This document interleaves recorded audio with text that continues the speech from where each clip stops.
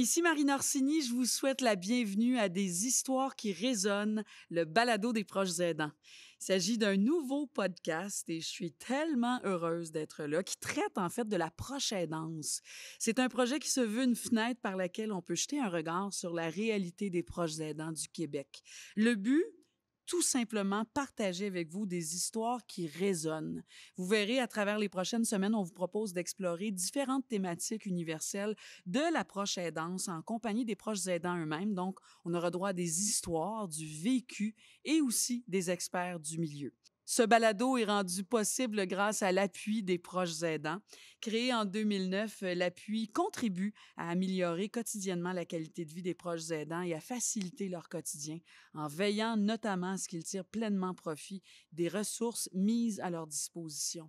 L'appui est un organisme à but non lucratif qui est présent partout au Québec, qui soutient les organismes locaux qui sont voués au bien-être des proches aidants et ce, afin d'offrir à tout le monde des services adaptés dans leur milieu. Alors, bienvenue à tous.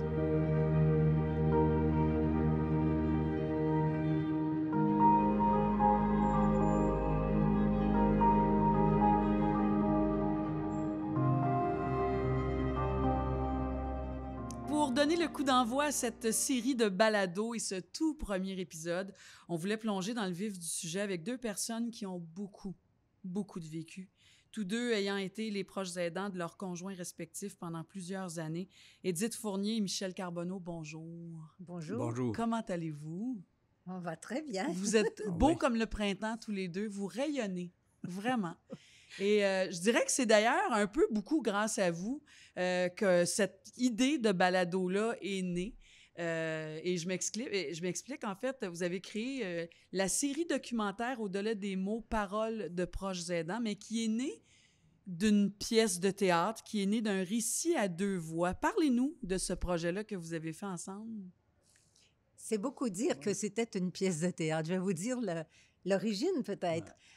Nous avons des amis belges avec lesquels nous étions très en contact parce qu'eux aussi s'occupaient de proches aidants là-bas. Et ils nous demandent à Michel et moi une conférence à deux voix en nous donnant carte blanche. Vous aviez jamais fait ça de votre vie, là? Ben non. On non. n'avait jamais fait ça. Puis en entendant la commande, on s'est demandé de prime abord si on devait arriver avec de l'information sur la façon dont ça se passe au Québec, les institutions, l'organisation, Oui. etc. C'est pas ça. Mais hein? on a estimé qu'en bout de ligne, c'était peut-être pas la meilleure idée. Alors finalement, on était à distance l'un de l'autre et à un moment, sachant pas du tout comment prendre ça, j'envoie à Michel un début comme il était beau, il était grand, tatati tatata, un petit paragraphe et je laisse le paragraphe suivant libre en disant rempli. Donc, et- le début, c'était vous parliez de votre conjoint. Ouais, Ouais. C'est ça commençait comme ça, point. Il était beau, il était grand. Ouais. Mais c'est vrai, il était beau, il était grand. Et Michel répond. Il me retourne. Et moi, je réponds, son regard bleu était vif et profond. Oui. C'était une femme déterminée. Et par la suite, c'est lui qui initie, moi je réponds, c'est l'un l'autre, enfin. Et c'est comme ça que... C'est devenu un dialogue à deux voix. Qu'on faisait à C'est devenu un distance. dialogue à deux voix. Et là, ça m'a beaucoup piqué qu'elle ait pris cette initiative. Alors, j'ai renchéri en ajoutant une dizaine ou Oh, une oui. quinzaine de textes comme ça avec des espaces. Je dis, ça va se jouer à deux. Je ne vais pas constamment réagir à ces textes. Non, mon Dieu, il n'aurait pas fallu. Mais savez-vous que faisant ça, sans aucune préparation, c'était spontané, c'est à ce moment-là qu'on s'est aperçu à quel point nos expériences étaient semblables, Ouais. mais différentes aussi, parce que je suis une femme, Michel est un homme. Nous n'avons pas la même façon de réagir en face de cette situation-là. Ouais. Alors que souvent, moi, je m'enfonçais dans le désespoir et les larmes. Oui, moi, je versais plus dans la colère, la frustration, je dirais en un sens. Peut-être une petite révolte contre ce qui m'arrivait. Je dois dire que la maladie de Nicole a fait suite au décès de mon fils qui était survenu l'année précédente. Ce qui m'a même amené à me questionner sur l'impact peut-être qu'avait eu ce décès auprès de Nicole. Ça Hmm. n'était pas son fils, mais elle l'avait adopté comme s'il avait été le sien. Ouais. Et, Mais ça, Michel, on va y revenir évidemment parce que c'est trop intéressant. Je savais pas ce bout-là de votre histoire, non. mais je veux juste préciser que de là, donc, est né ce récit à deux voix et de ce récit à deux voix est devenu aussi la série documentaire Au-delà des mots, paroles de proches aidants. On a un extrait à partager avec vous.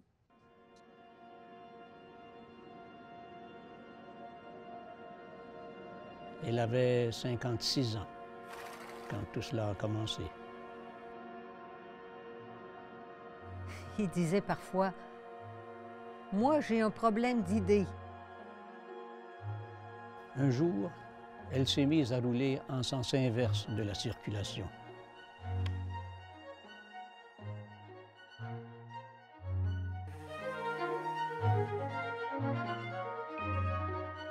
Entre désespoir et consentement, je venais d'enfiler mon costume de mère courage.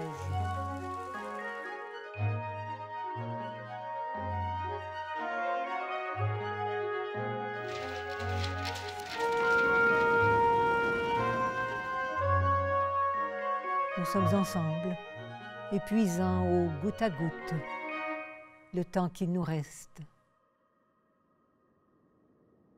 Ah, je ne sais pas pour vous, mais moi, j'ai des frissons de la tête aux pieds. Si vous êtes intéressé à voir et revoir cette série documentaire Au-delà des mots, paroles de proches aidants, rendez-vous sur le site de l'Appui, l'appui.org. Édith Fournier, je vais récapituler parce que c'est trop grand tout ça. Votre conjoint Michel reçoit un diagnostic d'Alzheimer en 1998. Il en est décédé en 2012, donc pendant 14 ans. Vous avez été à son chevet, dont 7 à domicile et 7 en CHSLD. Michel Carbonneau, votre conjointe Nicole, a aussi reçu un diagnostic d'Alzheimer en l'an 2000. Elle en est décédée en 2014, donc là aussi pendant 14 ans, dont 6 à domicile et 8 en centre de soins de longue durée. Ayant été, moi, la proche aidante de ma mère pendant 4 ans et demi, c'est évident que c'est un grand voyage, celui de la proche aidance. Ça vient aussi avec une très grande responsabilité. Il y a tout le début qu'on vit ensemble avec le conjoint, dans ce cas-ci, dans votre histoire à vous. Le choc, les suivis médicaux, l'arrêt du travail éventuel, la réorganisation. J'aimerais connaître, donc, votre histoire, là. On va commencer avec vous, Édith, quand vous parlez de votre conjoint. Michel était cinéaste, c'est Michel Moreau. C'était un homme qui était vraiment un bel homme, un bel homme dans le sens intérieur du terme, je veux dire. Ça a été très long pour moi avant de réaliser que Michel était malade. Je pensais qu'il se laissait aller. Il avait quel âge à ce moment-là? Il avait Édith? 65 ans. 65 ans. Et ce que je trouvais difficile à le voir se diluer et se dissoudre comme ça, c'est que j'avais l'impression qu'il était tout simplement négligent. C'était plus le prenait même pas soin homme. de lui. Il prenait pas soin de lui. Et moi, Ouais. je me disais, mais est-ce que je l'aime encore, cet homme-là? Ça, c'était le plus dur pour moi de me dire, et si Michel est vraiment malade, est-ce que je vais l'aimer suffisamment pour continuer de l'accompagner? C'est terrible. Je l'ai tellement aimé, nous avons vécu 40 ans ensemble. Et de sentir tout à coup que mon mari devient mon Gibraltar devient un étranger, devient quelqu'un que non seulement je ne connais plus, mais qui me heurte à tout bout de champ parce que je deviens impatiente par moments. Bon, je dirais cette défaillance dans l'amour, c'est quelque chose que je ne veux pas revivre. Et quand j'ai vraiment compris que Michel était très malade, tout a changé du jour au lendemain. Il est devenu mon petit. J'aime ça, Edith, parce qu'en lisant toute la recherche, ça m'a beaucoup touchée de lire que vous disiez c'était davantage ma maternité que ma conjugalité. Oui, c'est tout à fait vrai. J'ai senti tout à coup que c'était la maternité en moi qui était sollicitée. Et j'ai découvert que j'étais bonne.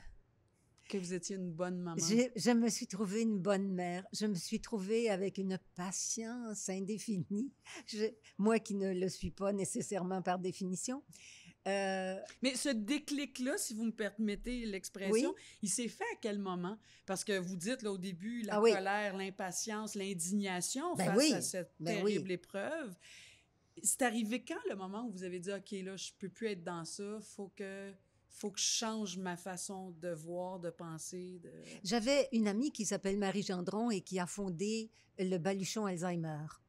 Et un jour, un peu en désespoir de cause, j'ai dit à Marie, veux-tu venir t'occuper de Michel parce que moi, j'ai un congrès, ça me ferait du bien d'aller à un congrès. Puis je me demande si Michel n'est pas atteint d'Alzheimer. Elle est venue s'en occuper pendant 6 mois. 6 jours. 6 jours, oui. C'est un long congrès. Pendant 6 jours. 6 jours, oui. Et quand je suis revenue, Marie m'a dit, tu sais, là, moi, je ne laisserai pas Michel 5 minutes tout seul. Ouf! Le choc. Ça a été terrible, le choc. J'ai eu l'impression à ce moment-là que l'avenir était bouché devant moi. Mais en même temps, et il faut le dire, quand je suis revenue de ce congrès, j'étais toute énervée, j'avais hâte de le retrouver. J'arrive devant lui, il est saisi, il me regarde et je dis, mais Michel, tu me reconnais pas? Il dit, non, t'es qui? Hey, 6 jours partis, 6 jours seulement. Ça ne m'a pas bouleversée plus que ça. Je l'avais tellement vécu avec ma mère qui ne savait pas qui j'étais. Alors, que Michel ne me reconnaisse plus, ma foi, je pense que je suis passée par-dessus ça. Mais j'ai compris, par ailleurs, à quel point il était malade. Et à ce moment-là, j'ai commencé à lui donner des soins. Et ça réparait aussi quelque chose de très bon en moi, de me sentir bonne mère comme ça. J'en ai vraiment pris soin beaucoup. J'imagine. Michel, de votre côté, parlez-moi de Nicole, de votre conjointe. Comment c'est arrivé? Comment c'est survenu tout ça dans votre vie? Ça commence tellement doucement, au fond. Hein. Les premiers symptômes sont très ténus. Et dans son cas, elle était psychothérapeute. Ça a beaucoup pris la forme de rendez-vous avec ses patients oubliés. Et elle avait son bureau à la maison. Et moi qui venais de prendre ma retraite, ça faisait 1 an que j'étais à la retraite. Et là, Nicole, pardon, elle avait comme 54 ans. 56 ans. 56 ans à ce moment-là. Ans. Alors, je recevais ses patients, mais je disais, écoutez, là, il doit y avoir un malentendu. Elle est partie faire des courses. Et là, je me vois encore essayer d'expliquer à Nicole comment utiliser son agenda. C'est un ridicule consommé. Elle utilisait un agenda depuis de nombreuses années. Un agenda papier, là? Un agenda papier. OK, oui. Oui, on était en 56. Oui. Pas en 57. Elle avait 56 ans. C'était loin derrière. Mais voyez comment les symptômes apparaissent. Ça a l'air de rien. Non, on était en 99 et 2000.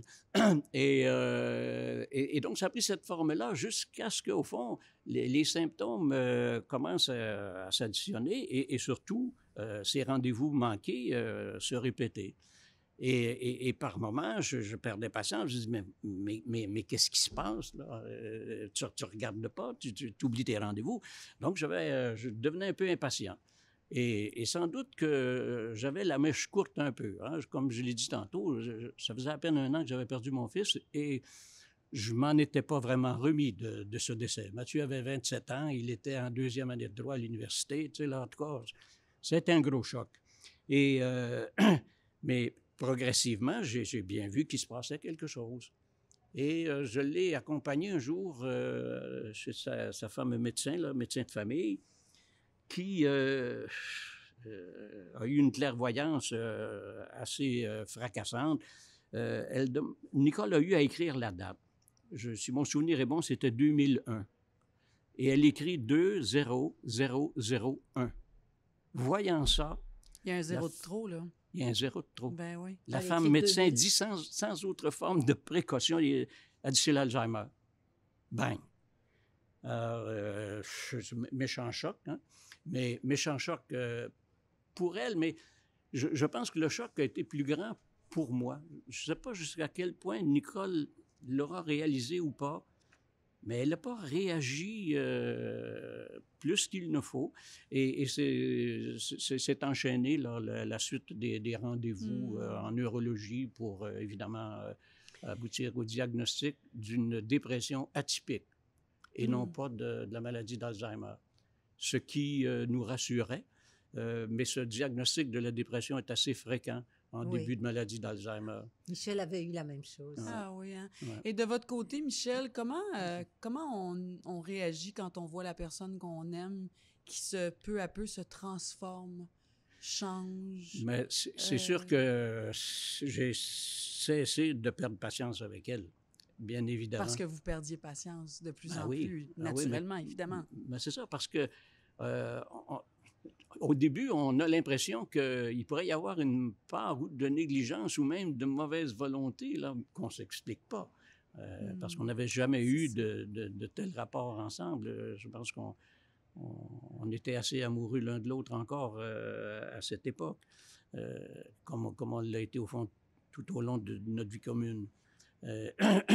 Mais là, tout changeait et progressivement, on voit bien comment la maladie évolue. 1 an après des soins en psychiatrie, des médicaments aussi pour soigner la dépression, une psychiatre nous dit oui, oui, dépression, mais maladie dégénérative. Et au fond, là, comment dire, c'était le point de départ du long processus de la dégénérescence pour Nicole. Et là, les petits deuils se sont accumulés les uns par-dessus les autres. Alors, ça commence par l'oubli de se brosser les dents, donc il faut lui rappeler. Faut lui rappeler qu'il faut se laver le matin, l'amener prendre sa douche. Bon, tout s'enchaîne petit à petit. Et moi, au fond, la façon dont j'ai réagi à ça, ça a été un peu de me dire, Nicole a beaucoup pris soin de moi quand on s'est connus, parce que j'étais père célibataire depuis 6 ans. Et elle a vraiment pris soin des enfants, dont Mathieu, comme si c'était le sien, mais aussi de ma grande fille qui était de 7 ans, l'aînée de Mathieu. Et c'est un peu comme si j'avais là l'occasion de lui rendre l'appareil, de prendre soin d'elle, finalement. Ben alors, c'est un peu comme ça que j'ai réagi. Je dirais sans effort et sans révolte. La révolte était disparue, la révolte était loin derrière. Maintenant, je comprenais que ce serait ça l'avenir. On m'avait dit que ce serait de courte durée puisqu'elle était jeune, hein, que la maladie évoluerait rapidement et que donc... c'est souvent le cas, hein? Plus on est jeune, plus c'est fulgurant. Là. Exact. Ouais. Alors, ça a été une fulgurance en 14 ans. Oui, bon, ça n'a pas été rapide, quoi. Si j'utilise les mots impuissance, culpabilité, comment ça résonne en vous, Édith? Ah ben... Impuissance, je pense que quand on a comme ça un conjoint atteint d'une maladie dégénérative, c'est que c'est un puits sans fond. On peut toujours faire plus pour essayer de le sauver. Et on veut faire plus aussi, c'est fou. Hein, et moi, je me suis, à un moment, quand j'ai réalisé, dans le cas de Michel, la fulgurance dont parle mon nouveau Michel. C'est un peu mêlant. Moi, j'ai 2 Michel. Je ne fais jamais de lapsus, moi. Oui. Bon, on vous suit bien. Oui. Mais alors... comme je disais, elle se trompe toujours. Elle m'appelle toujours Michel. Ça, c'est du carbonneau tout cru. Mais ce que je veux dire, c'est que ça a été tellement rapide dans le cas du mien, là, dans le cas de mon grand Michel. En moins de 2 ans, là, Michel mangeait plus tout seul. Là. Il parlait plus. Il était en fauteuil roulant. Ça a été, mais vertigineux, c'était effrayant. Alors, j'essayais de relever le défi de le garder jusqu'à la fin et qu'il puisse mourir à la maison. Je me disais, si j'arrive à ce que Michel puisse mourir à la maison, j'aurai accompli ma mission. Et... Mais ça va être une consolation. C'est surhumain de penser ben oui, ça. Je le sais maintenant, mais je me suis épuisée. Mais c'est sûr que j'aurais toujours pu en faire plus. Mais à un moment, malgré tout ce que moi, j'ai beaucoup pris soin de ménager mon repos. Je me suis offert beaucoup de plages de répit, même si je ne partais pas toujours, mais j'avais une amie qui me prêtait son chalet et soit j'avais le baluchon Alzheimer. Je savais que si je ne prenais pas soin de moi, je ne pouvais pas l'aider. Ça, et je pense que c'est fondamental dans ce problème-là de la proche aidance. Il faut absolument que nous, comme proches aidants, on se mette dans la tête qu'il faut d'abord se protéger. D'abord se protéger pour aider l'autre. Et donc, vous le saviez un peu dès le début. Vous vous dites, moi, dès le début, vous vous êtes dit, il faut que je prenne une journée ou deux Oui. pour moi. Mon Dieu, quelle sagesse, parce que c'est souvent ça moi, je prenais une semaine par mois. Oui. Que je rayais sur mon agenda quand on me demandait, parce que je travaillais toujours, si on me demandait, bon, je voudrais te voir, je regardais mon agenda, je disais, je suis désolée, je suis occupée toute cette semaine-là, parce que c'était pour moi. Mais ça, c'est fondamental qu'on puisse faire ça. Ouais, ça a pris une toute autre forme dans mon cas. Oui. C'est ça, tu sais, vous aussi, Michel, si je vous dis impuissance, culpabilité, qu'est-ce que ça résonne en vous? Non, pas, mais vraiment pas de la même façon. Alors que Édith planifiait à long terme, peut-être que c'est à cause de l'expérience que tu avais eue avec ta mère. Moi, ça a été vraiment au jour le jour. Hein? Je m'ajusterai en fonction de ce qui arrivera. Je ne doutais pas de ma capacité à y arriver. Mais en même temps, j'ai réalisé assez vite qu'il me fallait m'occuper l'esprit. Et donc, j'étais à la retraite, mais je suis devenu consultant auprès du ministère de l'Éducation. Et ça m'offrait, moi, je dirais, les bouffées d'air dont j'avais besoin. J'allais me changer les idées par ce travail qui me permettait de rencontrer des gens, de me déplacer aussi. Là, je devais aller régulièrement à Québec. Et je n'anticipais pas. On fera ce qu'il faut au moment où ça surviendra. Mais contrairement à Michel, l'évolution de la maladie chez Nicole s'est faite beaucoup plus lentement et ses atteintes physiques étaient beaucoup moins importantes. Il m'a fallu assez rapidement commencer à la nourrir. Elle n'arrivait pas à se nourrir elle-même. Comme il me fallait lui donner sa douche le matin. Elle n'y arrivait pas à le faire seule. Mais elle était encore mobile. Elle pouvait marcher. On allait faire des marches sur le rang à la campagne. C'est sûr que la dernière année avant l'hébergement, sa marche était devenue hésitante. On allait moins vite. Il fallait faire attention. Mais je n'ai jamais connu le fauteuil roulant. Je n'ai même jamais connu les culottes de continence. Ah, mon Dieu. Non. Moi, j'ai tellement connu tout ça. Puis j'avais dans l'idée... Moi, je suis une femme d'organisation. Alors, j'avais dans l'idée que tout ce qui existait, j'allais l'avoir. Alors, le lit d'hôpital qui a remplacé, évidemment, le lit conjugal, c'est sûr. Ça a été un dur coup. Le jour où ils sont arrivés avec le lit d'hôpital, puis qu'on a sorti notre lit. J'ai trouvé ça dur. Ben oui. Il y a eu le fauteuil roulant, il y a eu le lève-personne. Il fallait bien qu'on puisse le lever de son lit au fauteuil. Et donc, c'est devenu comme ça. Puis, je voulais pas faire pitié. Je voulais pas qu'on me prenne en pitié. Alors, je disais toujours, il y a pire. Il y a tellement pire. J'allais pas jusqu'à me trouver chanceuse, mais Michel était tellement gentil, tellement agréable comme homme. Et je pense qu'être dans la situation que je doive qu'il soit celui dont on prend soin, ça faisait bien son affaire. Il aimait ça. Il était comme un bébé joufflu qui aimait ça, qu'on prenne soin de lui. Alors, c'est... À quel moment, on l'a un peu dit, mais je trouve ça intéressant de poser la question précisément, à quel moment réalise-t-on qu'on devient un proche aidant? À quel moment réalise-t-on qu'on n'est plus la conjointe, qu'on n'est plus le conjoint? Et qu'est-ce que ça a créé chez vous? Avez-vous des souvenirs de ça? C'est beaucoup les autres qui nous font, qui nous envoient cette image-là. Ah oui. Puis il faut dire qu'à l'époque où on le vivait, c'est anodin peut-être ce que je vais dire, mais le terme même Non. de proche aidant ne circulait pas. Non. Non. On parlait, par exemple, un peu d'aidant naturel. Hmm. D'ailleurs, je me demande si... Ça se dit encore. oui, On ça le se dit dit plus encore. vraiment, mais savez-vous pourquoi? On veut plus utiliser le terme aidant naturel parce qu'à quelque part, c'est pas naturel, dans le sens où, Ouais. puis parce que c'est rempli d'amour, puis évidemment, on sait tout ça, mais il reste que c'est une obligation, puis que je pense qu'on n'est peut-être jamais vraiment prêt à ça dans notre vie. Non. Ouais. C'est vrai que c'est pas dans l'ordre des choses. C'est ça, c'est dans Mais ce sens-là. dire que ça n'est pas naturel, on pourrait épiloguer Ouais. là-dessus. Oui, Ouais. oui. Mais moi, je dois dire que c'est plutôt quand mes enfants ont commencé à s'inquiéter pour moi. Ma sœur s'inquiétait pour moi beaucoup, beaucoup, en me disant, écoute, il faut que tu envisages un hébergement. Si tout à coup tu tombes malade, Ben moi, je n'avais pas le luxe de tomber malade. J'ai jamais été malade pendant que Michel a été malade à la maison. Hmm. Après, quand il est parti, oui.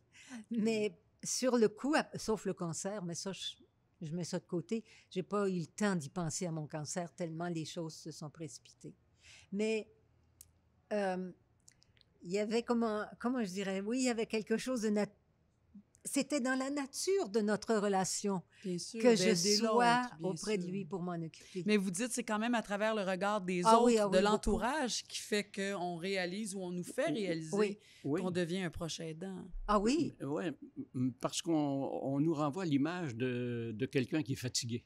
oui. Hein? Ah, t'as donc l'air fatigué. T'as l'air fatigué. Oui. Ah. Alors que moi, je ne ressentais pas ça. Vous C'est ressentiez sûr. pas la fatigue? Non, non, mais c'est sûr qu'émotivement, j'étais plus vulnérable. Hein, j'avais facilement la larme à l'œil s'il arrivait un événement un peu émouvant, là, qui le plus souvent, évidemment, était en lien avec la maladie de Nicole. Mais ça pouvait aussi être autre chose. Hein, je devenais hypersensible. Mais je trouvais mon refuge vraiment, comme je l'ai dit tantôt, dans le travail. M'occuper l'esprit le plus possible et penser à autre chose. Je vais faire ce que je dois faire, ce que j'ai à faire, et je dirais le corps suivra. Et ce faisant, je pense que du coup, là, du même mouvement, je me coupais de mes émotions. J'essayais de les faire taire, je pensais à autre chose, je m'occupais l'esprit. Et je trouve ça, au fond, une énorme contradiction ou un aveuglement à la limite.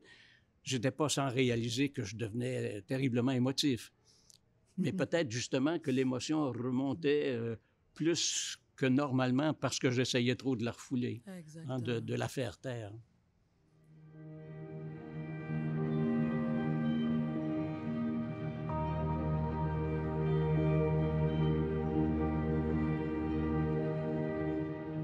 Toujours en compagnie d'Édith et de Michel, qui tous les deux, leurs conjoints, ont eu l'Alzheimer pendant 14 ans.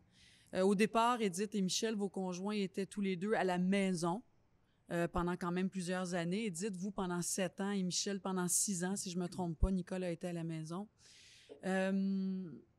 Vous disiez un peu plus tôt, Édith, moi, je me permettais une semaine de pause, je me permettais du répit. Parlons justement de comment on vit ça, se choisir alors que l'autre est privé de tout. Est-ce qu'on réussit? Michel, je ne vous ai pas entendu là-dessus, mais l'avez-vous vécu, ça? Oui, je l'ai vécu et ça a pris une toute autre forme que celle à laquelle Édith a eu recours. Je n'ai pas fait appel au baluchon Alzheimer pour une raison très, très simple. C'est que le baluchon Alzheimer exige que le proche aidant quitte la maison.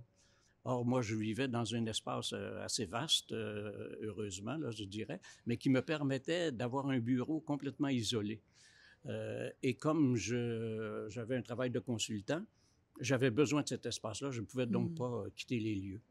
Et on m'a offert, la travailleuse sociale, un jour, elle dit, vous savez, au CHSLD, on a ce qu'on appelle l'hébergement en alternance. Alors, il m'offrait d'accueillir Nicole une semaine par mois. Donc, comme une garde partagée, en fait.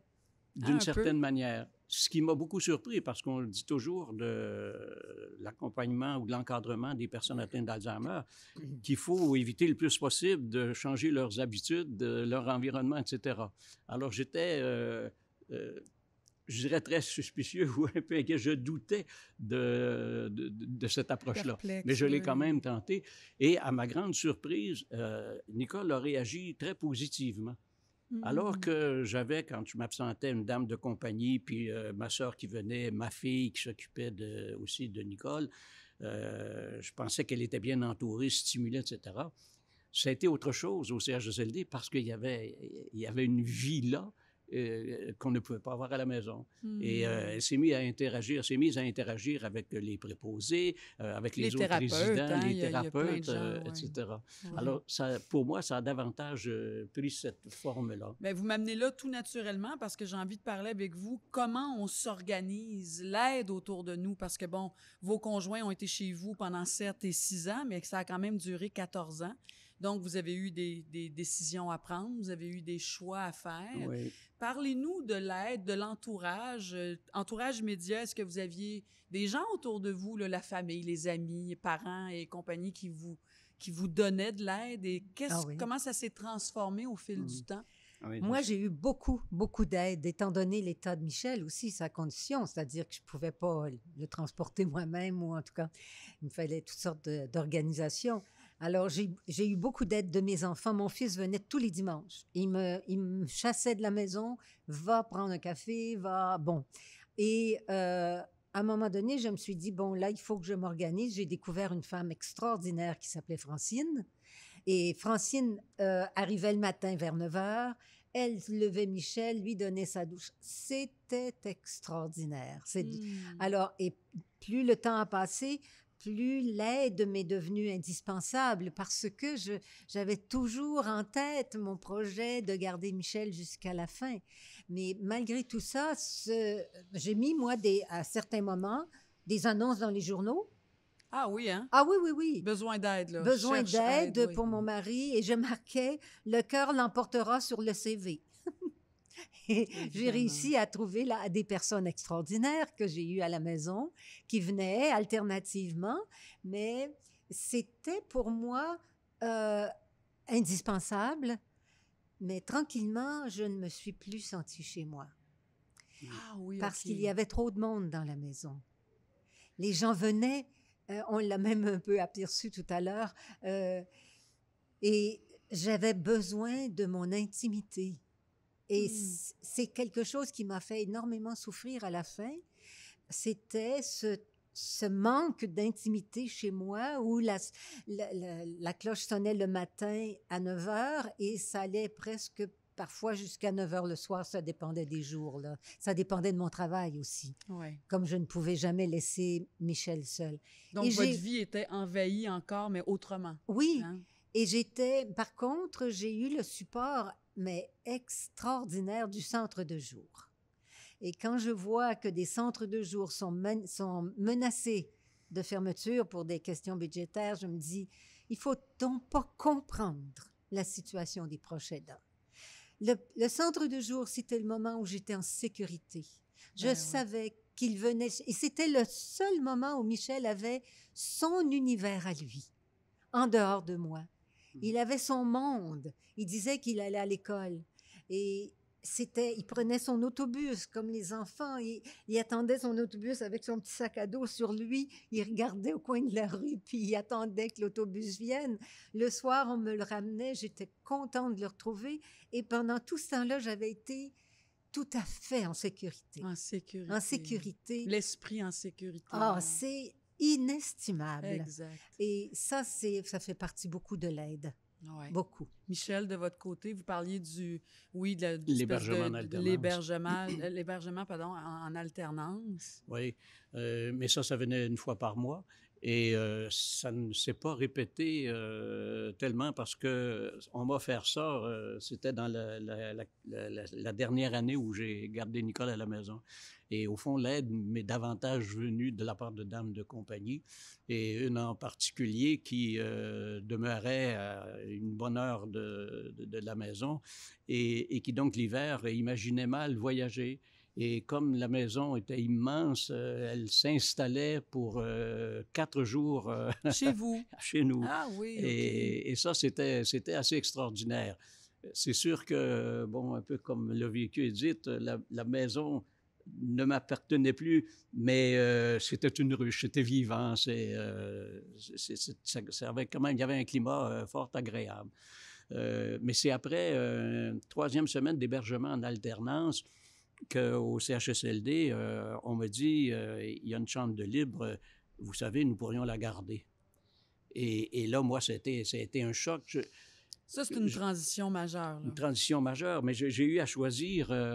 On m'a donné, je crois que c'est 24 heures pour décider, hein, parce que si je ne prenais pas la chambre, quelqu'un d'autre la prendrait. Mais contrairement à Edith, je n'avais pas anticipé, je n'anticipais pas. Moi, j'étais plus, comme je l'ai dit plus tôt, au jour le jour. Au jour le jour. Et donc, je me disais, j'avais comme une confiance peut-être démesurée en ma capacité de régler les problèmes quand ils surviendraient. Celui-là, j'avoue que je ne l'avais pas vu venir et ça a été un peu dans le désarroi là, que j'ai pris ma décision, mais effectivement, Nicole n'est pas revenue à la maison. Et là, ça s'est vécu comment, Michel? Comment j'ai vécu ça? Oui. Parce qu'elle est partie, là, Nicole. Ça, Ah ça a oui. été les 6 Ah oui, dernières oui, oui. années de sa vie. Ah oui, c'est un gros choc, un énorme choc. Là, il fallait faire, c'était plus le baluchon d'une semaine, là. Il m'a fallu préparer tout ce que je croyais devoir amener au CHSLD. On se fait vite dire qu'il n'y a pas grand-chose de tout ce qu'on ramène qui est utile, mais ça, c'est une autre question. Et l'autre choc, je dirais, c'est que là, on se retrouve dans une maison complètement vide. Hein? Alors que ma sœur pouvait venir, comme je le disais, pour s'occuper de Nicole, ma fille qui venait, la dame de compagnie, des amis aussi de Nicole. Ça, il faudra peut-être aussi y revenir. Hein? C'est une maladie qui s'étire tellement dans le temps que petit à petit, les gens s'éloignent. C'est comme en un sens trop lourd à porter. Mais le choc, j'y reviens, c'était de me retrouver seul. Ouais. Là, il n'y a plus personne.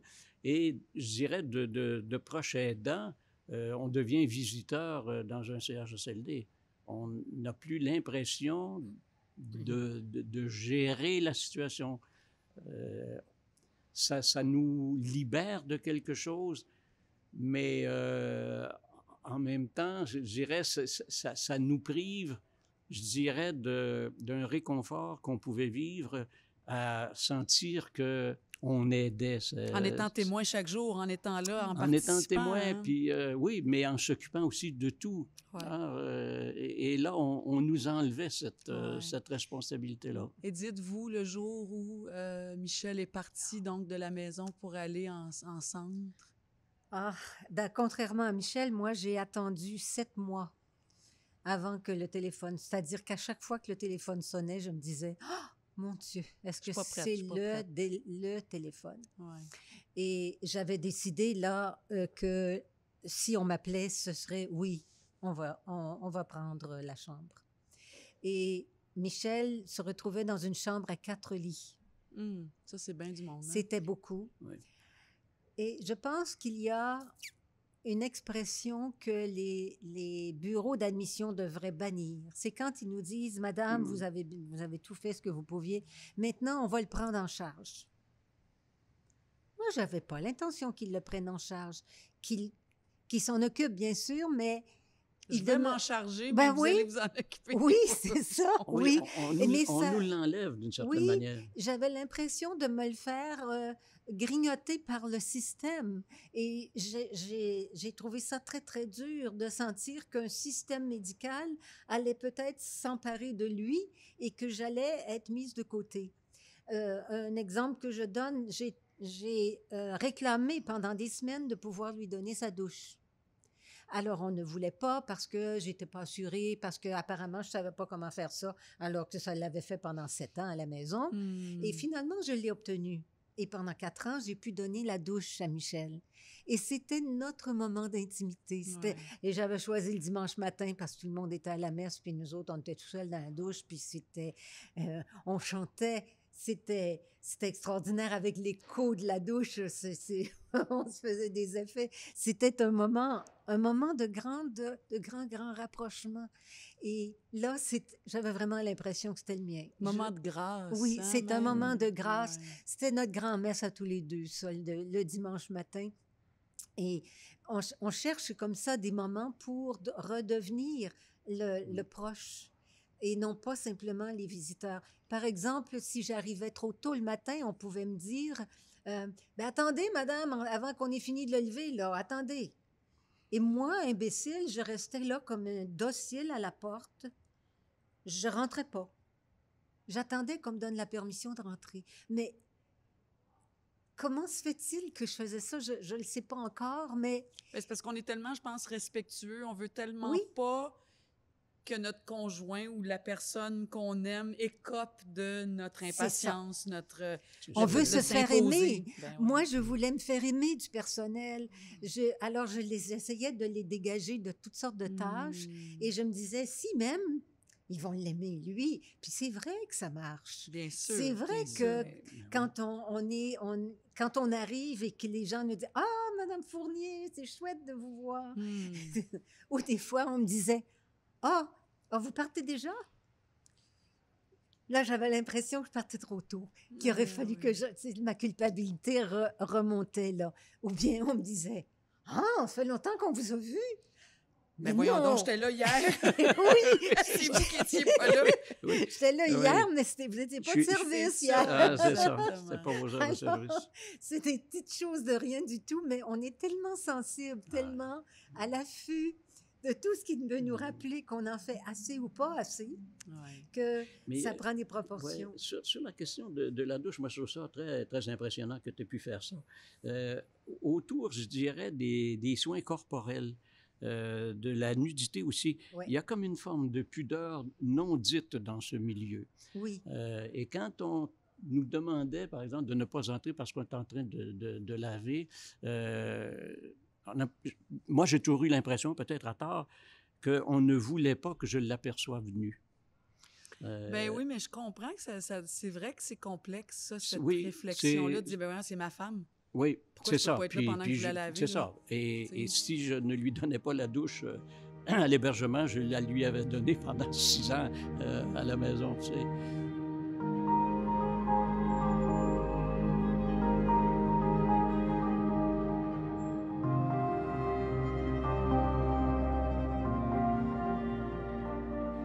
Édith Fournier et Michel Carbonneau, à travers ces 14 années-là comme proches aidants, chacun auprès de vos conjoints, aujourd'hui décédés de la maladie d'Alzheimer. Si je vous pose la question, qu'est-ce que vous avez retenu de votre expérience de proche aidant? Qu'est-ce qu'on garde? Qu'est-ce qui moi, reste? je trouve que c'est l'expérience de ma vie qui m'a certainement le plus transformée. Il faut dire que j'écrivais beaucoup, hein, et ça aide beaucoup à identifier, tiens, j'ai changé. Tout à coup, en écrivant, je m'apercevais qu'un changement s'était opéré à l'intérieur de moi. Par exemple, j'ai tellement contemplé mon mari, je l'ai tellement regardé, puisqu'on n'avait plus de rapports verbaux, on n'avait plus de communication verbale. Je l'ai tant regardé que maintenant je regarde beaucoup Michel. Je le regarde et je crois que l'intensité d'aimer, je l'ai beaucoup développée à ce moment-là. Et des fois, on est à la campagne, il s'en va vers le bâtiment, je le regarde, moi je suis dans la fenêtre, puis réellement, je te contemple. Et c'est une expérience de bonté à l'intérieur de moi. Et est-ce que j'aurais appris ça autrement? Peut-être que simplement vieillir nous amène... Mais non, je pense pas que juste vieillir m'aurait amené là. On dirait que je protège tellement maintenant les moments précieux de relations, d'amour que j'ai avec Michel.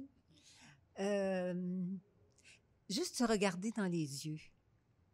On se regarde dans les yeux maintenant. Et il me semble que j'ai pas beaucoup regardé mon mari dans les yeux pendant notre vie active. On s'effleurait, je savais, c'est comme si j'avais pas eu besoin de le méditer. Moi, Et maintenant, méditer mon compagnon, ça me fait du bien. C'est bon pour moi. Je pense que c'est l'essentiel de ma vie. Et vous, Michel? oui, moi, je dirais, je pense qu'on prend le temps d'aimer et de donner libre cours à l'expression de ce sentiment. Je ne sais pas si c'est masculin ou si ça m'appartient. Est-ce que c'est le propre de l'homme?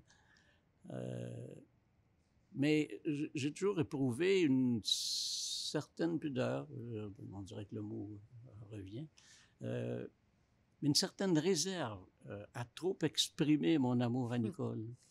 Et comme je le dis dans la lecture, jamais autant je lui aurais dit comment je l'aimais à partir du moment où elle a été malade.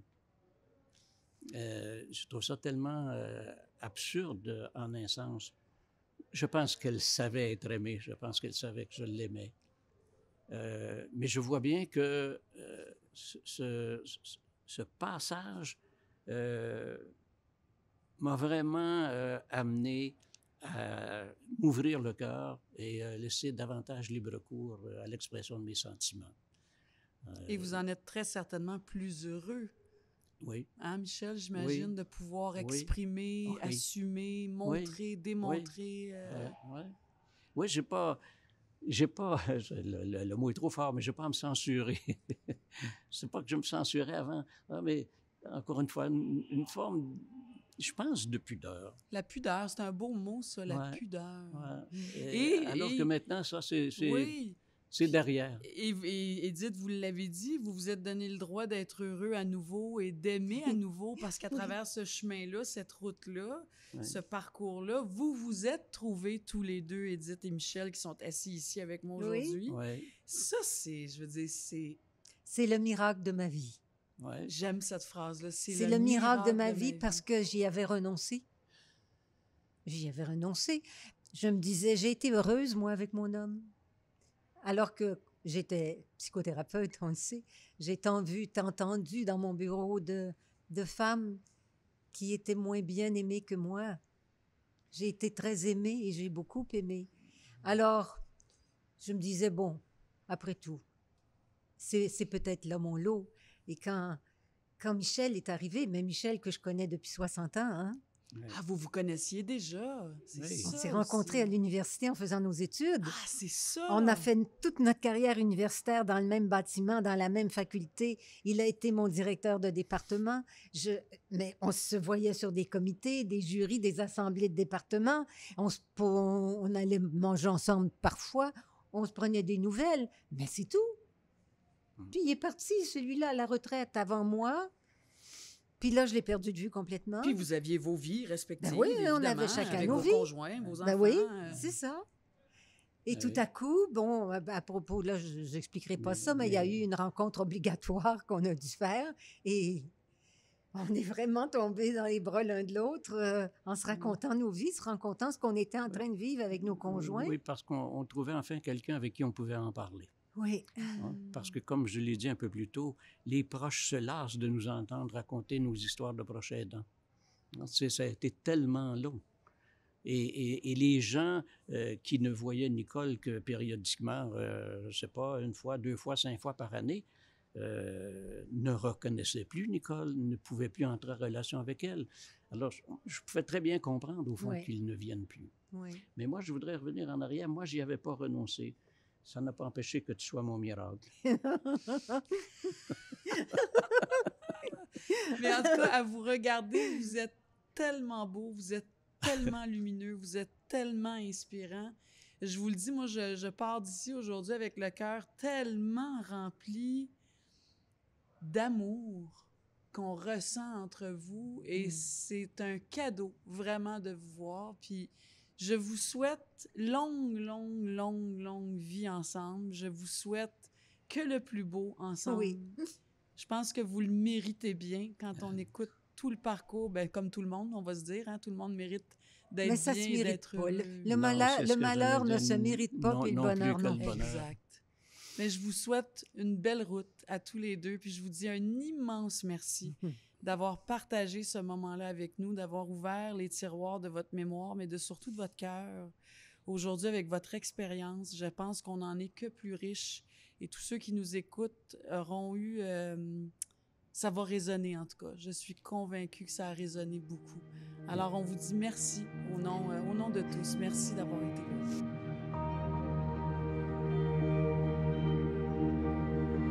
Depuis 2009, l'Appui a pour mission d'améliorer la qualité de vie des proches aidants du Québec avec un répertoire des ressources par région. Alors, si ça vous intéresse, allez voir le site Internet pour toutes les informations, l'appui.org, lappui.org.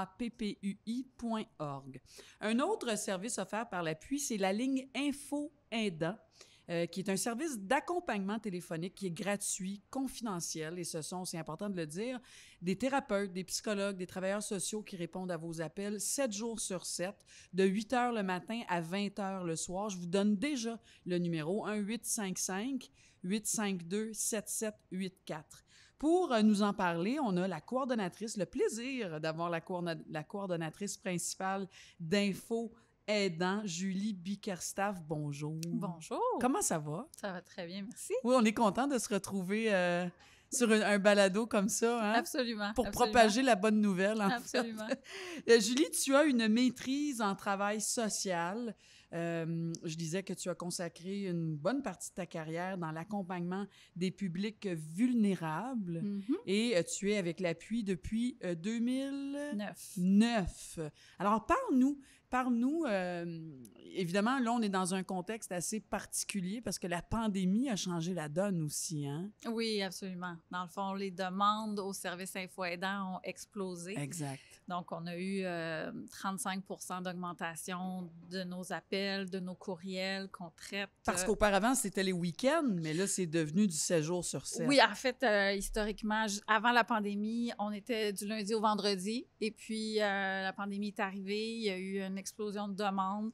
On a ouvert 7 jours sur 7, effectivement. Donc, un accroissement de demandes et on a répondu à l'appel des proches aidants en augmentant notre offre de service. Oui, parce que là, les aidants, c'est sûr que ça aussi, ça a monté à puissance 1000 là, dans la dernière année, évidemment. Oui, on l'a vu dans les médias au tout début de la pandémie avec l'interdiction de visiter les personnes âgées dans les milieux de vie. Donc, on a vu des images de proches aidants aux fenêtres qui lançaient des appels à l'aide, qui envoyaient des messages d'amour. Ouais. Donc oui, beaucoup de détresse chez les proches aidants. Mais j'en profiterai, Julie, pour souligner qu'un proche aidant, on fait souvent le lien avec des personnes âgées, nos parents vieillissants, nos grandes-tantes, tout ça.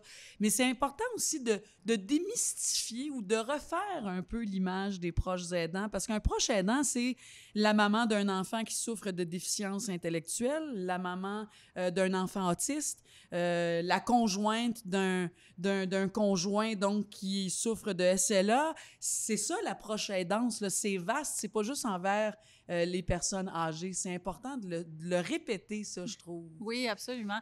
En fait, c'est sûr que pour nous, à l'Appui, historiquement, notre premier mandat, 10 ans, a été consacré aux proches aidants d'aînés. Mais on est dans notre année, justement, où on élargit notre mandat. Le contexte social au Québec a fait un bond, il y a eu une évolution extraordinaire par rapport à la préoccupation qu'on a socialement de soutenir les personnes proches aidantes. Ouais. La preuve d'une nouvelle loi, d'une loi qui a été instituée pour soutenir les personnes proches aidantes. Donc, ça permet d'embrasser plus large pour nous comme organisation. Et notre service Info Aidant, effectivement, à partir du moment où on a ouvert 7 jours semaine, pour répondre à la demande, on a aussi annoncé qu'on accueillait tous les proches aidants. Donc, oui, comme vous le nommez, un conjoint, une conjointe, une maman, un papa, oui, un absolument. frère, une sœur, Oui. des jeunes proches aidants. Il y a même des enfants, des jeunes ados qui prennent soin de leurs parents qui ont des problèmes de santé mentale, qui ont des problèmes de consommation. Exactement. Donc, cette réalité-là aussi. Donc, on peut avoir n'importe quel âge et puis c'est le fait de s'occuper de quelqu'un qui est en perte d'autonomie, qui a une problématique psychosociale. Ça peut être permanent, ça peut être ponctuel. Donc, vraiment tout un vaste spectre de c'est qui et qu'est-ce que fait un proche aidant. Et chez Info Aidant, évidemment, j'imagine que les gens qui appellent, d'abord, là, c'est d'avoir besoin d'une oreille, d'une écoute. On a besoin de ventiler, on a besoin de se sentir qu'on n'est pas seul, en fait. C'est ça aussi, cette ligne téléphonique-là. Oui, c'est beaucoup ça. Nos trois mots-clés, c'est effectivement écoute, information, référence. Mais effectivement, tout d'abord, c'est d'entendre, c'est d'écouter, c'est d'être cet espace-là où les personnes proches aidantes peuvent se déposer, peuvent ventiler, peuvent avoir cette écoute bienveillante, cette empathie, parce que parfois, c'est difficile de se tourner vers un proche, un ami, un membre de l'entourage. On a l'impression qu'on les fatigue, qu'on les tanne avec notre détresse, avec nos difficultés. On n'a pas envie d'être un poids pour nos proches, on n'a pas envie d'être un poids pour notre entourage. Donc, des fois, justement, de parler à quelqu'un de neutre, un professionnel. Notre équipe est vraiment une équipe multidisciplinaire, comme vous le disiez, des travailleurs sociaux, des psychoéducateurs, des sexologues, des criminologues. Des professionnels. C'est des professionnels de la relation d'aide. Et donc, effectivement, ces gens-là ont cette grande force d'offrir une écoute extrêmement bienveillante et cette présence-là à travers leur voix, à travers leur écoute, qui fait du bien, qui fait simplement du bien. Si je te demandais, Julie, est-ce que tu peux nous donner des exemples de qui appelle chez Info Aidant, dans ton expérience?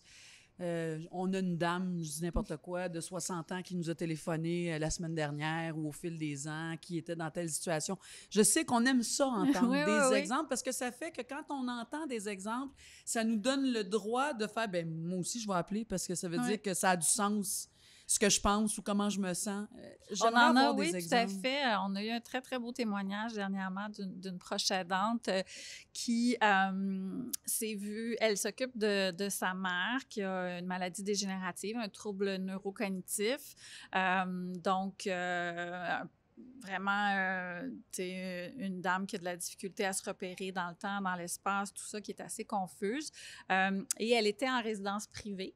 OK. Et de manière très subite, la résidence privée qui l'accueillait, qui l'hébergeait, a signifié à la fille proche aidante qu'il ne pourrait plus l'héberger. Et donc, la fille a dû se revirer sur un dixaine, comme on dit ici chez nous, et trouver, en contexte pandémique, il faut comprendre, là, en plus, trouver un endroit pour relocaliser sa mère. Les ressources, il y a toutes sortes de... Il y a les consignes sanitaires, il y a la quarantaine, il y a comme plein d'éléments qui viennent complexifier cette situation-là. Donc, cette proche aidante-là, en l'espace de 24 heures, a dû décider, bon, ben qu'est-ce que je fais? Je reprends maman chez moi, le temps que je trouve quelque chose. Très, très en détresse, commence à faire des recherches sur Internet et il trouve notre numéro. Il nous appelle. Et bien, effectivement, notre conseiller l'a accompagné juste au départ. C'était simplement pour être capable d'entendre cette détresse-là. Au secours, qu'est-ce que je fais? Comment je m'organise? Vers quelles ressources je peux me tourner? Est-ce qu'il y a des gens qui peuvent m'aider? Quelles sont les options que j'ai devant moi? Mm-hmm. Donc, on l'a vraiment offert parce qu'une des valeurs ajoutées de notre service, c'est d'offrir un suivi. Ouais. Donc, on lui a offert de la rappeler pour s'assurer qu'au fil des jours et des semaines, elle trouvait des solutions par rapport à sa situation. Donc, effectivement, ça a pris comme 5 semaines avant qu'elle puisse trouver un autre endroit. Mais elle a eu votre soutien. Vous étiez là pour l'accompagner tout au long. Exactement. exactement. Ça n'a pas de prix. Et parlons-en justement parce qu'avec Info Aidant, c'est aussi un lieu de référence. Donc, le répertoire partout, les ressources en région, là, c'est partout à travers le Québec. Là. L'appui, c'est ça aussi, l'appui.org. Oui, absolument. Ben, en fait, avec les années, avec nos 10 ans d'existence, à travers ces 10 années-là, on soutient financièrement beaucoup d'organismes communautaires dans chacune des régions du Québec. On finance des services, on a développé des services. Donc, ça fait partie de notre mandat. Donc, on est très au courant, très au fait des services qui se sont développés au fil des années dans les communautés, que ce soit des sociétés Alzheimer, que ce soit des centres d'action bénévole, que ce soit des centres communautaires pour aînés. Il y a toutes sortes d'organisations depuis 10 ans qui ont développé une offre de services pour soutenir les personnes proches aidantes, que ce soit des services d'information, de formation, de soutien psychosocial ou de répit. Donc, nous, on a effectivement développé un répertoire spécifique pour tout ce qui existe comme service dans les communautés qui s'adresse aux personnes proches aidantes. Donc, on a accès à plus de 1200 fiches d'organismes vers lesquels on peut référer des personnes proches aidantes. Parce que très souvent, on ne le sait même pas qu'on peut avoir de l'aide. Exactement. On se dit toujours, on va aller appeler au CLSC de votre coin. C'est cela. C'est souvent ça la référence, mais on pense souvent qu'il n'y en a pas de ressources ou qu'on n'a pas droit aux ressources ou peut-être que dans ma situation, je ne peux pas faire ci. Il y en a plein de ressources et je dirais que l'appui, c'est un peu la centrale, en fait, qui va vous aider, peu importe d'où on appelle au Québec. C'est comme un peu la centrale qui va vous dire, bien, vous êtes à Sept-Îles, vous êtes à Rivière-du-Loup, vous êtes dans Charlevoix, vous êtes à Laval. Voici les services qui sont offerts, donc, dans votre situation. Exactement. C'est extrêmement précieux, puis je trouve que c'est extrêmement rassurant. Julie, merci beaucoup. Ça m'a fait plaisir. Merci infiniment. Bonne continuation. Puis tenez, je vous le répète, pour avoir accès à ce service d'écoute téléphonique 7 jours sur 7, de 8 h le matin à 20 h, vous faites le 1-855-852-7784.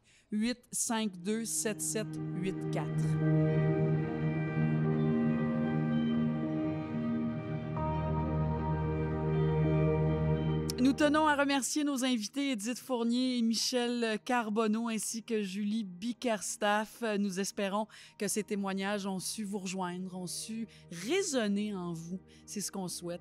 Si vous vous êtes reconnus aussi, si vous avez reconnu des proches de votre entourage, n'hésitez pas à contacter Info Aidant par téléphone le 1-855-852-7784 ou par courriel info-aidant à l'appui.org. Les intervenants sont là pour vous écouter, vous soutenir, vous orienter vers les ressources disponibles dans votre région. Si d'autre part, vous souhaitez partager votre expérience de proche aidant avec nous, bien, sachez que ça nous intéresse. Je vous invite à vous rendre dans la section « Témoigner de votre expérience » au appuibalado.ca.